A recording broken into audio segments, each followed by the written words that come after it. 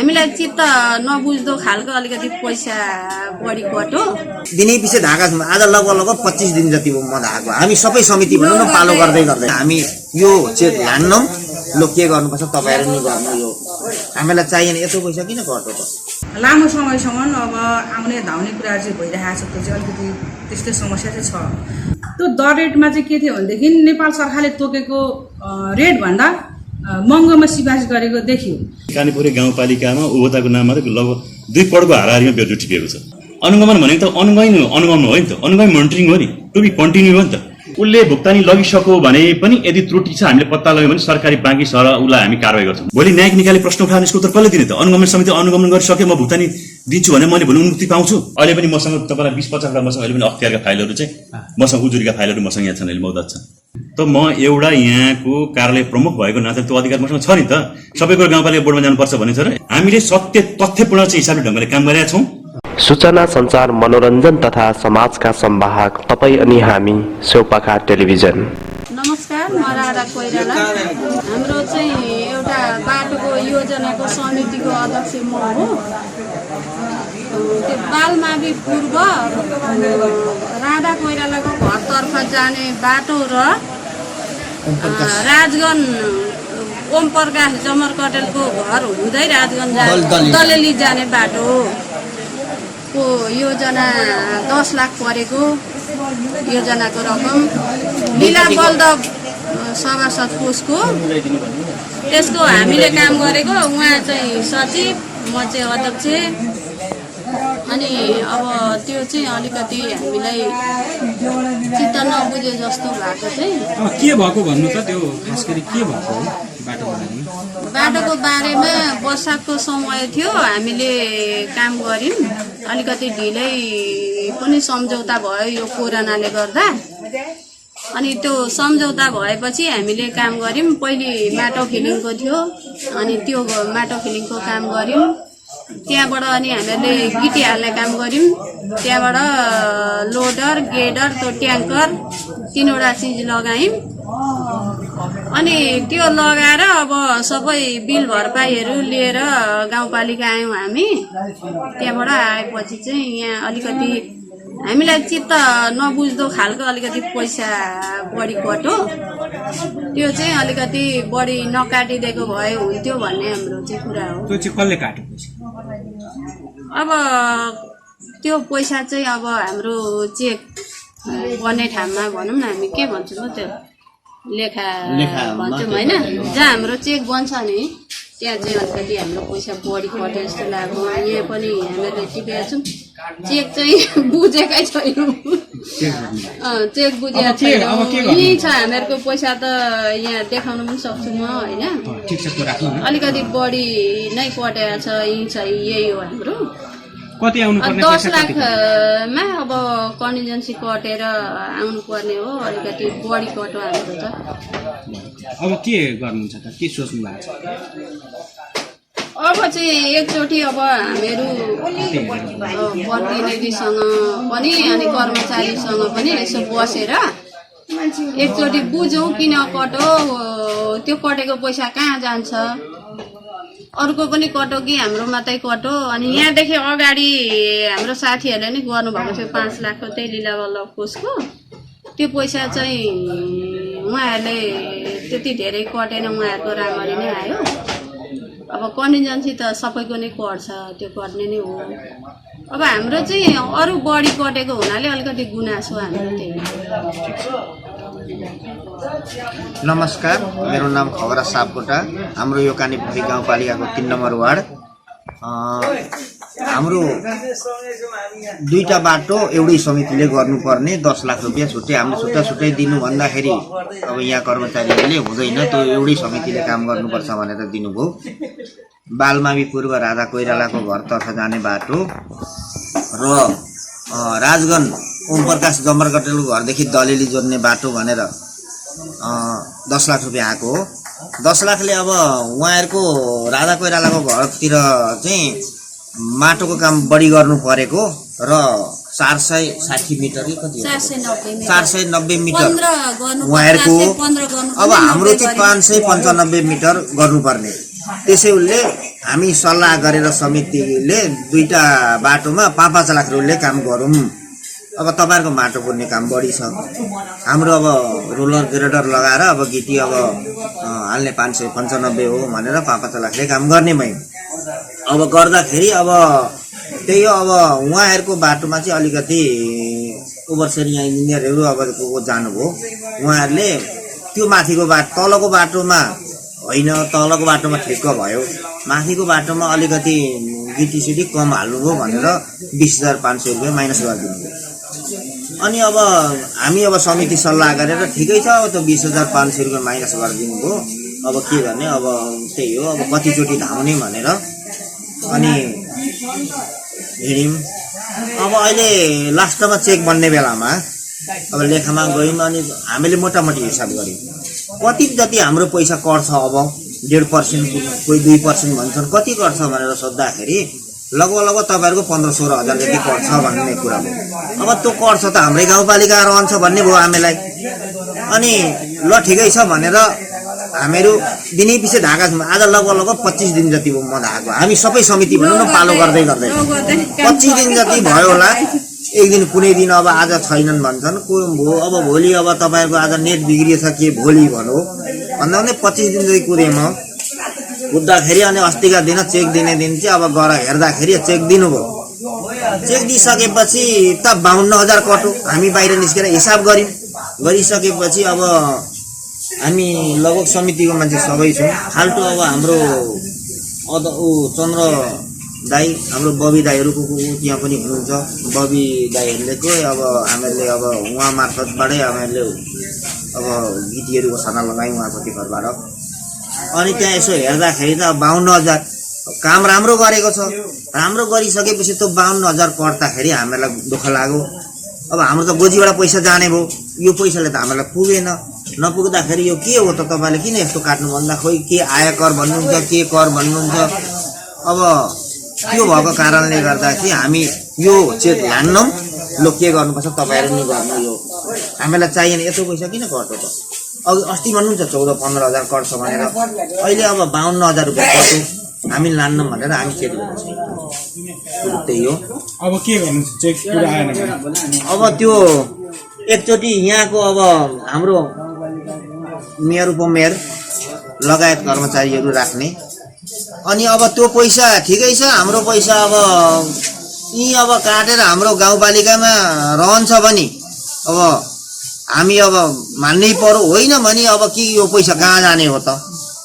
आखिर 10 लाख रुपियाँ हामीलाई लिलावल्ल उसको पैसा दिएको हो भन्ने कुरो हाम्रो त्यो हो। हामीले चित्त नबुझेर चाहिँ अहिलेसम्म चेक हामीले लिएको छैनौँ। जस्तै कानेपुरी गाउँपालिकामा उपभोक्ता समितिले चाहिँ भुक्तानी अलिक ढिलो हुन्छ, अनुगमनको विषयलाई लिएर धेरै लङ्गरिङ हुन्छ, 1-2 महिना ढिलो हुन्छ पेमेन्ट भन्ने छ। के छ यहाँको उपाध्यक्ष अनुगमन समितिको नाताले के भन्नुहुन्छ? नमस्कार।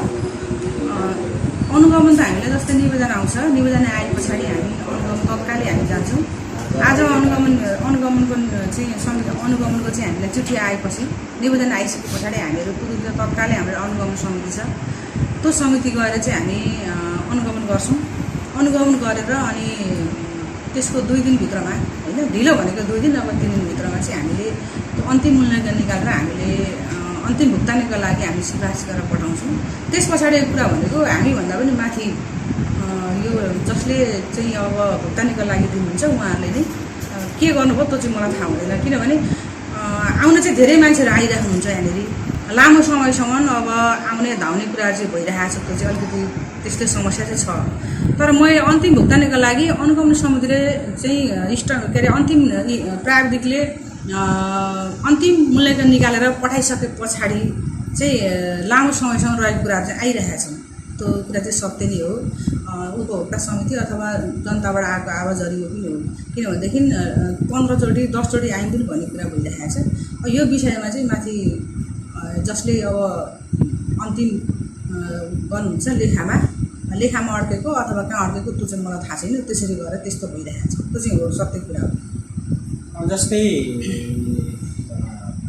अनुगमन गरेर तपाईँले दिनुहुन्छ, त्यस पछाडि पनि 2 महिना 3 महिना चेक नबन्नु, चाहिँ अब मान्छेको कुरा के आएको छ भन्दाखेरि अब यो अधिकार गाउँ तहमा आयो गाउँ गाउँमा आयो भन्ने हुन्छ झन् बढी दुःख पाइयो भन्ने छ त्यसमा कस्तो कमी कमजोरी त्यो चाहिँ मैले भन्नुभन्दा पनि यहाँ गाउँपालिकाको प्रवेश अधिकृत हुनुहुन्छ होइन उहाँले चाहिँ आफ्ना कर्मचारीहरूले छिटो गर्नुभएको छ कि चाँडै गर्नुभएको छ कि ढिलासुस्ती गर्नुभएको छ कि के गर्नुभएको छ त्यो त उहाँले भन्ने कुरा हो किनभने उहाँले बोल्नु पऱ्यो नि त मैले ढिलो गरेको छु कि छिटो गरेको छु मेरो कर्मचारीले के गर्दैछन् भन्ने कुरा चाहिँ त्यो त उहाँले भन्नु पऱ्यो नि त उहाँले बोल्ने कुरा हो किनभने त उहाँलाई एकपल्ट सोध्नु भयो अझ राम्रो हुन्थ्यो अर्को चाहिँ त्यो बिरुवा यहाँ चाहिँ किसानहरूलाई बिरुवा बाँड्ने क्रममा चाहिँ अब सरकारी रेटभन्दा बढीमा यहाँ आयो भन्ने खालको कुरा आयो त्यो विषयमा के तपाईँ चाहनुहुन्छ त्यो विषयमा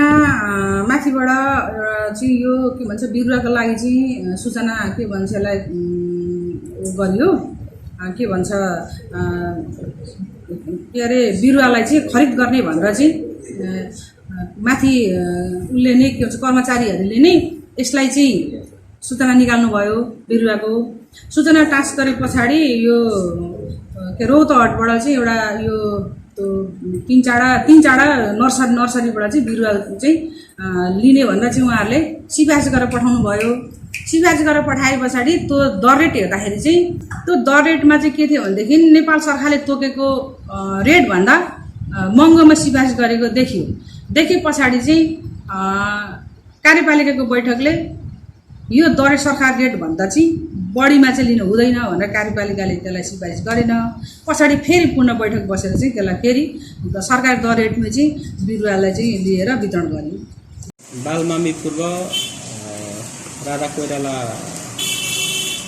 घर जाने बाटो र चाहिँ ओम प्रकाश जमर कटेलको घरदेखि दलेली जाने बाटोको उहाँहरूले चाहिँ हाम्रो पाउनुपर्ने नियमसँगत पाउनुपर्ने भुक्तानी आएन 52,260 रुपियाँ चाहिँ कम गरेर चेक काटियो भन्ने उहाँहरूको गुनासो छ त्यो के हो भन्ने मिल्छ जस्तै अब के छ भने एउटा समितिहरूबाट काम गर्दाखेरि है त्यहाँ लाग्ने चाहिँ विभिन्न खालका करहरू हुन्छ जस्तै एउटा समितिहरूसँग सबै किसिमको बिलहरू हुन्न होइन र उहाँले भनेको चाहिँ जति पनि चाहिँ सामानहरू हुन्छ खरिद गर्नुपर्ने हुन्छ खरिद गर्दाखेरि हामीसँग के भने चाहिँ अब भ्याट बिल त्यसरी भइहाल्छ त्यसपछि त्यसमा भनेको अर्को टिडिएस लाग्छ र अर्को भनेको साधन बहाल कर लाग्छ साधन बहाल कर भनेको जस्तै उहाँले चाहिँ जेसिबी लाउनुहुन्छ डोजर लाउनुहुन्छ अथवा कुनै साधनहरू प्रयोग गर्नुहुन्छ त्यसमा भनेको 10% चाहिँ बहाल कर लाग्छ होइन त्यसले गर्दाखेरि भनेको त्यो बहाल कर भनेको फेरि सङ्घीय सरकारमा जाने चाहिँ कर हो होइन अब हामीले त्यसपछि यहाँ भुक्तानी गर्दाखेरि भनेको चाहिँ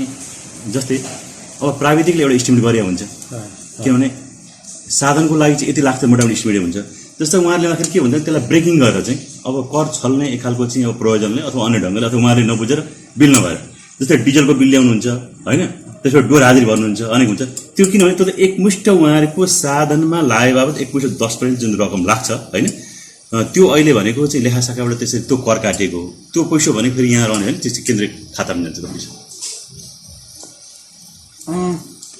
10% भनेको टोटल काटिएको हो कि त्यो 1.5% टिडिएस अलगै चिज भयो टिडिएस भनेको ट्रान्जेक्सनको चाहिँ 1.5% हुन्छ होइन भ्याट भनेको त्यो वस्तुको मूल्यमा जोडेर आएको हुन्छ त्यो परेन होइन जस्तै उहाँहरूले चाहिँ कतिपय अवस्थामा पान बिलहरू चलाउँछ पान बिल चलाउँदाखेरि भने हामीले सिधै 15% काट्यो किन राज्यको भ्याटको त त्यहाँ जोडिएको छ नि त होइन त्यसले 15% सिधै काट्छौँ तर अहिले जुन उपभोक्ताहरूको एक खालको कन्फ्युजन भइरहेछ जुन विवाद आइरहेछ उहाँहरूको बिचमा चाहिँ क्लियर गर्न सकेको कुरो चाहिँ गत वर्ष हामीले अडिट गर्दाखेरि लगभग चाहिँ कानीपुरे गाउँपालिकामा उपभोक्ताको नाममा चाहिँ लगभग 2 करोडको हाराहारीमा बेरोजगार टिपेको छ किनभने हामीसँग 300-400 उपभोक्ता समितिहरू थिए उहाँले कस्तो भनेदेखि चाहिँ अब कुनै पान बिल ल्याएर चाहिँ 1 करोड राखिदिने होइन अब बाल कर त चाहिँ तिर्नुपर्ने कर त हामीले तिर्नुपर्छ नि त फेरि चाहिँ होइन अब त बाल कर नकाटेको गर्दा चाहिँ अहिले भनेको चाहिँ मलेपले मोटामोटी तपाईँलाई 1.5 करोड 2 करोडको उसमा चाहिँ बेरोजगार टिपेको छ त्यस कारण यो वर्ष हामी समयमै सचेत भएर चाहिँ हामीले ती पैसाहरू सबै चाहिँ ट्याक्सको रूपमा काटेर होल्ड गर्दैछौँ र यतिसम्म पनि हामीले उहाँलाई भनेछौँ यदि तपाईँहरूले काटेको कुरोमा कर काटेको कुरोमा तपाईँलाई चाहिँ अब चित्त बुझिया छैन अथवा बढी कट्यो भन्ने लाग्छ भने मलेपा हुँदैछौँ तपाईँहरू पर्खेर हेर्नुहोस् कि तपाईँहरूको दायित्व हामी राखिदिएकै छ होइन मलेपा हुँदाखेरि तपाईँहरूको यदि बढी काटेको भने मलेपाले पनि हेर्छ यदि हामीले कर दाखिला गर्दाखेरि नेपाल सरकारको खातामा गइगयो र तपाईँको बढी रकम गयो भने त्यसलाई कर समायोजन गरेर अर्कोपल्ट पनि गर्न सकिन्छ यदि त्यस्तो भएन भने गाउँपालिका निर्णय गरेर तपाईँको जति अतिरिक्त काट्यो त्यो म्यानेज गर्छ त्यो पनि प्रश्न भन्दैछ हामीले त्यो समस्या छैन भनेपछि सबैको काटिएको छ कि 10% उहाँहरूको मात्रै काटेको? होइन, साधन बालकारमा जसले साधन प्रयोग गर्नुहुन्छ त्यो साधन बालकामा त जान्छ त। अब सबैमा भनेको तपाईँलाई साधन प्रयोग गरिन्न त्यसरी चाहिँ होइन, स्पेसली जहाँ साधन प्रयोग हुन्छ त्यसमा मात्रै लाग्ने ट्याक्स। प्रायः साधन त सबैमा प्रयोग हुन्छ नि। होइन, काटेको छ। साधन प्रयोग गरेपछि त काट्नै पर्छ हामीले त। अब यो कृषिको छ नि, हजुर त्यो बिरुवाको हजुर हजुर 75 रुपियाँले आउने, हजुर त्यहाँ चाहिँ 89ले चाहिँ नि पेस गरियो कार्यपालिकाको बैठकमा, प्रतिवेदन त्यसरी आयो डाइरेक्ट हजुर भन्ने खालको कुरो। अनि त्यहाँ चाहिँ छलफल चल्यो, अनि अस्वीकृत भयो। त्यस पछाडि 75ले फेरि स्वीकृत भएर 75ले पेमेन्ट गरियो भन्ने कुरा आयो। के हो, अलिक तपाईँलाई नै छ यो विषयमा? यो कस्तो के हुन्छ भने जस्तै चाहिँ 5 लाख मुनिका चाहिँ कार्यक्रमहरू जति हुन्छ नि 5 देखि माथि त हामी त्यो टेन्डरमा जान्छौँ होइन। 5 देखि मुनिका कार्यक्रमहरू भनेको हामीले सिधै उनीहरूसँग भनेको कमसेकम 2-3टा पार्टीसँग बसेर चाहिँ उनीहरूको दरेट मागेर गर्ने हो होइन। र हामीले त अझ के गर्यौँ भनेदेखि तपाईँलाई चाहिँ अब यो प्रतिस्पर्धा राम्रै ढङ्गले होस्। अब त्यो खालको सप्लायर हामीसँग नहुन सक्छन्, आँपका बिरुवा बेच्ने खालका सप्लायर भने चाहिँ हामीले वेबसाइटमै सूचना निकाल्थ्यौँ होइन, पत्रिकामा पनि राखिदिउँ, फेसबुकमा पनि हाल्थ्यौँ, ताकि त्यस खालका सप्लायरहरूले सबैसँग चाहिँ सूचना पुगोस्, त्यसमा अलिकति राम्रै प्रतिस्पर्धा होस् भनेर होइन। तर कन्डिसन के हुन्छ भनेदेखि चाहिँ त्यसमा भनेको ढुवानी, प्याकेजिङ र लोड अनलोड सबैभन्दा महत्त्वपूर्ण कुरो हुन्छ। प्राइसलाई चाहिँ एक खालको चाहिँ निर्णायकमा त्यसको प्राइस मूल्याङ्कन गर्ने भनेको 4 कुराहरू हुन्छ। एउटा भनेको ढुवानीका कुराहरू, एउटा प्याकेजिङका कुराहरू, एउटा लोडका कुराहरू, अनलोडका कुराहरू होइन। त्यो भनेको हाम्रो कन्डिसन हुन्छ। यदि कसैले त्यो कन्डिसन स्वीकार नगरिकन म जतिसक्दो शून्यमा त्यो सामान दिन्छु भन्यो भने त्यो सामान हामीले त्यो मूल्याङ्कन राख्दैनौँ, किनभने त्यसको परल मूल्य भनेको चाहिँ त्यसले अन्तर्वार्ता। जस्तै एकछिन म त्यसमा सानो उदाहरण दिन्छु। अब महाकालीको मान्छेले म 20 रुपियाँ गोटा आँपको बिरुवा दिन्छु, तर त्यहीँ आएर चाहिँ बिरुवा उखाल पनि अनि फेरि प्याकेज पनि गर, त ढुवानी पनि गर भन्नु चाहिँ हाम्रो ट्रान्सपोर्टेसन खर्च कहाँ पुग्छ त है। खाँदबारीमा 1000 रुपियाँ परेको सिमेन्टको मूल्य चाहिँ तपाईँलाई चाहिँ किमा थाल्नु 11,000 रुपियाँ पर्छ। 10,000 भनेको ट्रान्सपोर्टेसन खर्च हो, त्यसको ढुवानीको लागत हो। त्यस कारण चाहिँ वस्तुको मूल्यमा चाहिँ ढुवानी अनिवार्य जोडिएको हुन्छ। हाम्रो सूचना प्रश्न के छ भनेदेखि चाहिँ प्रष्ट रूपमा उसले भनेको चाहिँ हाम्रो यी सबै कन्डिसनहरू पुरा गर्नुपर्छ। यदि ढुवानी उसले दिएन भने त्यो भनेको हाम्रो मूल्याङ्कनबाट आउट हुन्छ होइन। अब हाम्रो मूल्य हेर्दाखेरि के देख्यो भने आँपको बिरुवामा तपाईँलाई चाहिँ एउटाले चाहिँ 89 रुपियाँ हालेछ, एउटाले 65 हालेछ होइन। अब 89 र 65 हाले, 65 भनेको तपाईँलाई चाहिँ उसले चाहिँ विथआउट ट्रान्सपोर्टेसन होइन। अब तपाईँलाई त्यसपछि लोड अनलोड प्याकेजिङ केही कुरो पनि भनेको हाम्रो मूल्याङ्कन सिधै आउट भइहाल्यो। त्यो हाम्रो चाहिँ ट्युआर नै त्यसले पुरा गर्न सकेन। बाँकी 89 रुपियाँ मात्र छ। अब 89 रुपियाँ कुरो के भनेदेखि चाहिँ हाम्रो झट्ट हेर्दाखेरि भनेको चाहिँ हाम्रो चाहिँ यो सङ्घीय सरकारको दरेट भनेको 75 रुपियाँ हो, त्यसको नेट प्राइस थियो। तर त्यो 75मा तपाईँले त्यसमा ढुवानी जोड्न पाउनुहुन्छ, लोड जोड्न पाउनुहुन्छ, अनलोड जोड्न पाउनुहुन्छ, प्याकेजिङ जोड्न पाउनुहुन्छ होइन। ती सबै जोड्दा गर्दाखेरि चाहिँ हाम्रो 89, 90 अथवा 100 पनि पुग्न सक्छ त्यो हिसाबले गर्दाखेरि चाहिँ। तर हामीले के भन्यौँ भनेदेखि चाहिँ अब हामीले चाहिँ सिधै लोड अनलोड नै त्यसमा समावेश गरिसकेकोले गर्दाखेरि अब हामी त्यो फ्याक्टरमा जान्नौँ। तर एउटै फ्याक्टर के भने दुईवटा कुरो चाहिँ हामीसँग छ। के भने प्याकेजिङको दर रेट राखेको छैन होइन। तर पनि हामीले के भन्यौँ भनेदेखि तर हामी 75 भन्दा बढी दिन्नौँ होइन। उसको क्यालकुलेसन गर्दै गयो भने त 90 पनि पुग्न सक्छ, उसले त्यो रेट हेरेर दाबी गरे। तर हामी 75 भन्दा दिन्नौँ, किन जिल्ला दर रेट 75 हो होइन। भनेपछि 75मा तपाईँले प्याकेजिङ लोड अनलोड सबै राखेँ त 90 पुगे तापनि हामी 75 भन्दा दिनौँ। त्यसमा दिन इच्छुक छ भने हामीले न त नलिने भन्ने कुरो चाहिँ कार्यपालिकामा छलफल त्यही भयो होइन। अनि त्यसपछि यो विषयमा फेरि तपाईँलाई चाहिँ हाम्रो चाहिँ आर्थिक विकास समितिमा चाहिँ छलफल गर्नु उहाँहरूले। र आर्थिक विकास समितिले के निर्णय गर्नु भनेदेखि निज 75 दिन इच्छुक भएमा निजको बिरुवा खरिद गर्ने भनेर आर्थिक समितिले हामीले सिफारिस गऱ्यौँ होइन। र त्यसै आधार हामीले समिति पार्टीसँग फेरि चाहिँ सहकार्य गऱ्यौँ। तिमी 75मा दिने हो त भन्दाखेरि अन्तिममा बाध्य भएर उसले बिरुवा झारिसकेको रहेछ हामीसँग एग्रिमेन्ट गर्नुभन्दा अगाडि नै होइन। जब तपाईँलाई पालिकासँग एग्रिमेन्ट नै भएको छैन, जब उसलाई हामीले सप्लाई अर्डर नै दिएको छैन, सामान झारिसक्यो भने कार्यालय त दिने बाध्य छैन। तर अन्तिममा उसले स्वीकार गरेर 75मा दिन्छु भने स्वीकार गरिसकेपछि हामीले त्यो चाहिँ अब गाउँपालिकाको छलफलको कुरो र त्यसपछि आर्थिक समितिको चाहिँ सिफारिस समितिको आधारमा हामीले खरिद गरेका। अनुगमनको त कानुनी व्यवस्था चाहिँ उपाध्यक्षले गर्नेछ होइन। तपाईँले सही कुरो भन्नुभयो। उहाँले चाहिँ त्यो फारमै अनुगमन गरेर पास गरेर अनि यता आउने हो नि त होइन। तपाईँले सही कुरो गर्नुभयो। हामीसँग पालिका स्तरीय चाहिँ अनुगमन समिति हुन्छ जसको संयोजक उपाध्यक्ष हो, त्यसको सदस्य म पनि हो। त्यसको सदस्य भनेको पालिकाका 2 जना सदस्यहरू पनि हुनुहुन्छ र अर्को भनेको योजना शाखा प्रमुख हुनुहुन्छ। अब त्यो समितिले अनुगमन गरिसक्यो भन्दैमा सबै हाम्रो योजना चाहिँ त्रुटिपूर्ण छ, अब काम एकदम 100% ग्यारेन्टी छ भन्ने कुनै आधार छ? अनुगमन भनेको त अनुगमन हो नि त, अनुगमन मोनिटरिङ हो नि, टु बी कन्टिन्यू हो नि त। यो त हरेक चरणमा यसको चाहिँ कमी कमजोरी हुन्छ। एकपल्ट अनुगमन गरियो र उहाँले करेक्सनको लागि केही सुझावहरू दिएर आउनुभयो, कम्प्लिट भयो त त्यो करेक्सन गरेका कुरा दिएका सुझावहरू कार्यान्वयन भएको भएन, फेरि मैले हेर्नुपर्ने पर्दैन, फेरि गाउँपालिकाले हेर्नुपर्ने पर्दैन, फेरि पनि गरेर सुझावहरू दियो, फेरि पनि तपाईँलाई करेक्सन भएको छ फेरि हेर्नुपर्ने पर्दैन। त्यस कारण भनेको मोनिटरिङको काम कहिले पनि सकिन्न। उहाँहरूले गरेको अनुगमन भनेको एक खालको पृष्ठपोषण दिने कुरो हेरियो, काम एक ढङ्गले चाहिँ भौतिक रूपमा ठिक छ सम्पन्न भयोदेखि, तर गुणात्मक पक्ष ग्यारेन्टी गर्न सक्छ त्यो समितिले? सक्दैन नि त।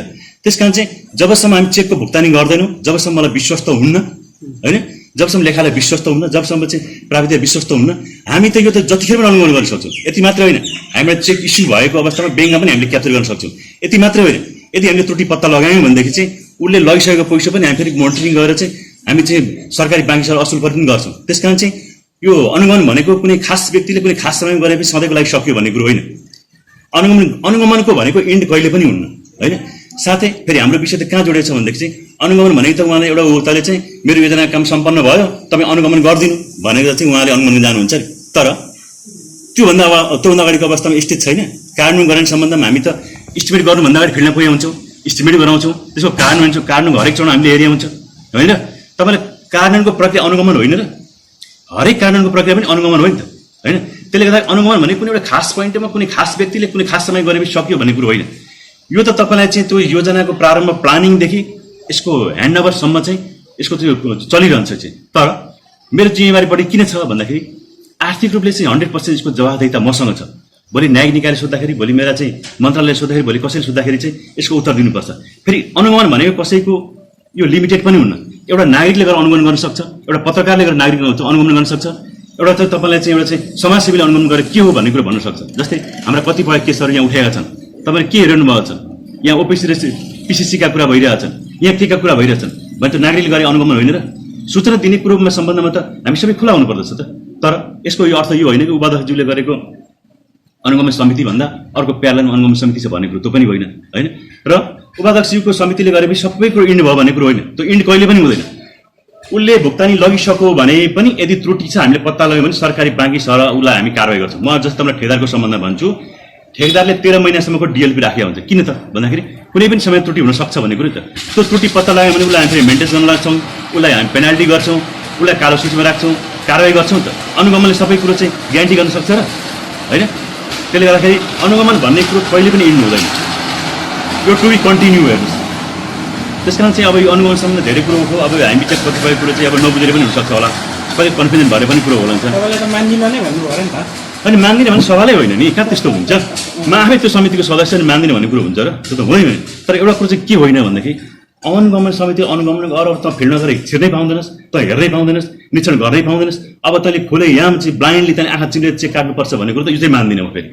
यदि त्यो भनिन्छ भने त्यस्तो आएको भन्दा त्यस्तो चाहिँ उहाँहरूले भन्ने कसैले भन्ने कुरो होइन। तर किन भनेदेखि त्यो अनुगमन समितिले गरेको कुरो पनि सबै तपाईँलाई चाहिँ फाइनल त भएको हुँदैन नि त। उहाँले एउटा सुझाव दिएर हिँड्नु भएको हुन्छ उपभोक्ता समितिलाई, ल तपाईँले यो करेक्सन गर्नुहोस् भनेर चाहिँ। उपभोक्ता समितिले करेक्सन गरेछ त तपाईँलाई नाम नभनौँ, एउटा उपभोक्ता समितिले 7 पल्टसम्म हामीले करेक्सन गर्न लाग्छौँ।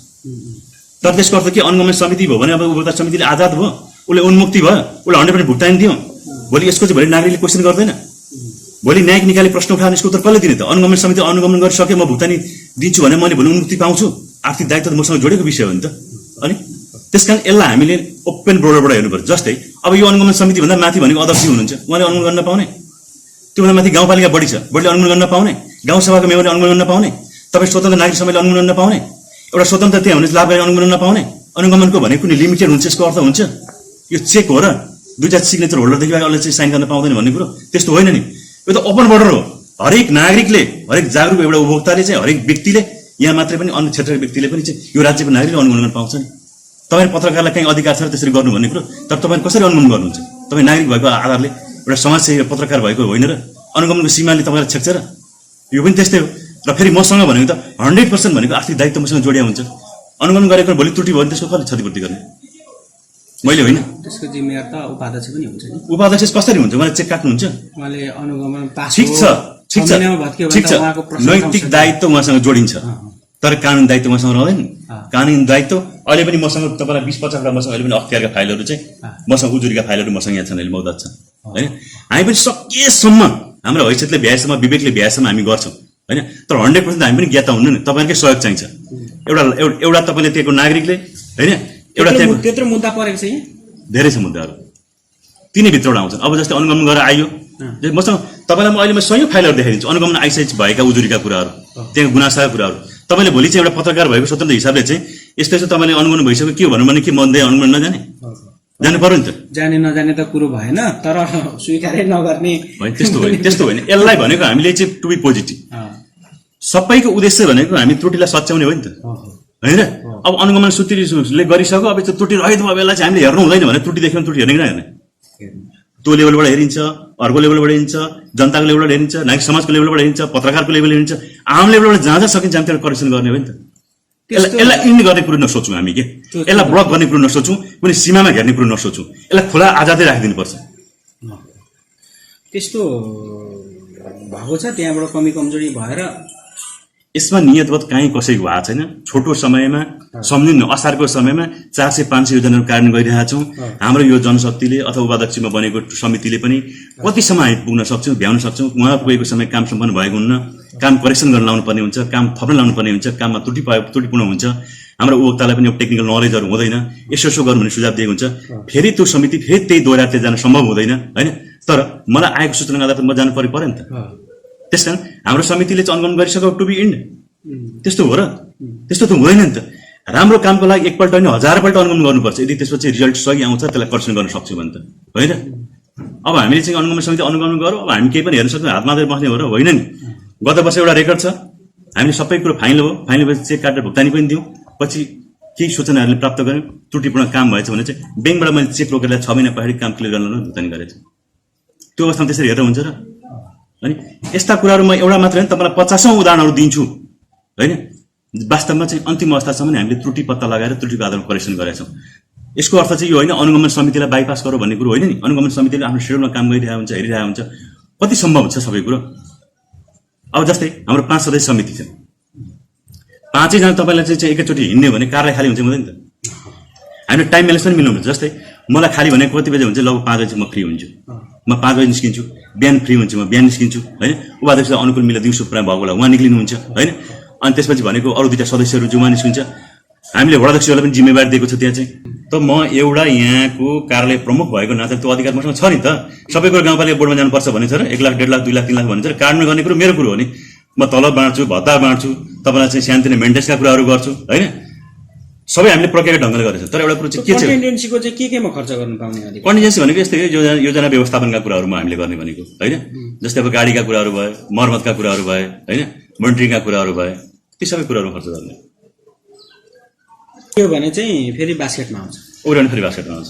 ए यो अनि 1.5 हुन्छ नि सेवा शुल्क होइन सेवा टिडिसी के अरे टिडिएस भन्छ टिडिएस त्यो चाहिँ के हुन्छ त्यो भन्छ तपाईँले त्यो भनेको चाहिँ सेन्ट्रल गभर्मेन्ट जाने पैसा हो त्यो करै हो तपाईँले सेन्टरमा जान्छ यो टिडिएस चाहिँ यहीँ रहन्छ यो अर्को चाहिँ कन्टिजेन्सी चाहिँ यहीँ रहन्छ। कन्टिजेन्सी भने तपाईँलाई के हुन्छ भने जस्तै आयोजना हुन्छ नि अझ यसको सिस्टम के छ भने तपाईँको आयोजनाको प्रकृति हेरेर यदि बहुवर्षीय प्रकृतिको आयोजना छ भने तपाईँलाई 3% 20%सम्म कन्टिजेन्सी काट्नुपर्छ हामीले।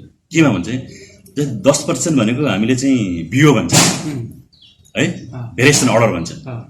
तपाईँले अहिले कामको सुरुवात गर्दाखेरि ठुलो प्रोजेक्टमा त्यो भित्र इस्टिमेटभित्र के छ भने तपाईँले अनुमान गर्न सक्नुहुन्छ। त्यो एउटा अनुमान मात्रै नै हुन्छ फ्याक्ट त भन्न सक्नुहुन्न हो। त्यो फ्लक्चुएसन हेर्नलाई हामीले बियो राखेको हुन्छ। 10% भनेको तपाईँलाई चाहिँ यो मूल्य वृद्धि समायोजन गर्न बहुवर्षीय आयोजना 20%सम्म राख्ने गरिन्छ होइन।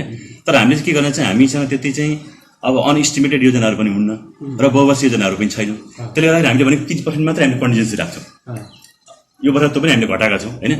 अनि कन्डिसन्स केमा राख्छौँ भनेदेखि त्यही आयोजना व्यवस्थापनको क्रममा चाहिँ हाम्रो यो आयोजना मोनिटरिङ गर्नुपर्ने हुन्छ होइन।